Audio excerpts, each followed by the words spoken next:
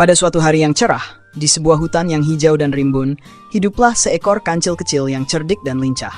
Namanya adalah Kancil. Kancil sangat terkenal di hutan karena kecerdasannya. Semua hewan di hutan, dari yang besar seperti gajah hingga yang kecil seperti tikus, suka berteman dengan Kancil. Suatu hari ketika matahari sedang tersenyum cerah di langit, Kancil sedang berjalan-jalan di tepi sungai. Ia ingin mencari buah-buahan segar yang manis untuk dimakan. Sambil melompat-lompat riang, Kancil berkata, hari ini sepertinya hari yang sempurna untuk menikmati buah mangga yang manis. Kancil melangkah pelan-pelan, matanya mencari-cari pohon mangga di sekitar sungai. Tak lama kemudian, ia melihat sebuah pohon mangga yang tinggi dan penuh dengan buah-buah mangga yang ranum. Wah, ini dia. Pohon mangga yang sedang kucari, seru Kancil dengan gembira. Tapi oh tidak, pohon mangga itu ada di seberang sungai yang airnya cukup deras. Kancil berpikir, bagaimana ya caranya aku bisa menyeberang? Aku tak bisa berenang di air yang deras seperti ini. Saat Kancil sedang memikirkan cara menyeberang, datanglah seekor buaya besar. Buaya melihat Kancil yang sedang kebingungan, dan ia pun bertanya, "Hei Kancil, apa yang sedang kau lakukan di sini?" Kancil yang cerdik langsung mendapatkan ide. Ia tahu bahwa buaya sangat suka makan daging, jadi ia berkata dengan senyum kecil, "Oh, buaya yang besar dan kuat, aku sedang menghitung jumlah buaya di sungai ini. Raja hutan memintaku untuk melakukannya. Raja ingin tahu apakah buaya-buaya di sini cukup banyak dan kuat untuk diundang ke pesta besar di istana."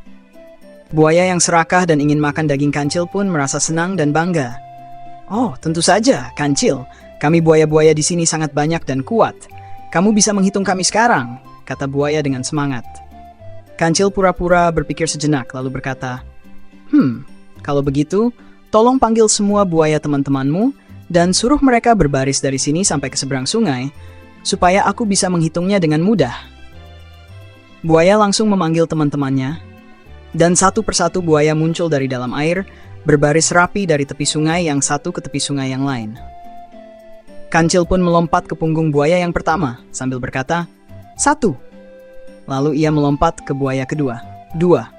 Begitu seterusnya hingga ia sampai di seberang sungai. Setelah sampai di seberang, Kancil tertawa kecil dan berkata, "Terima kasih, buaya-buaya yang baik. Aku sekarang bisa menyeberang sungai tanpa basah." Buaya yang merasa dibodohi pun marah. "Hei, Kancil, kau menipu kami. Kembalilah ke sini."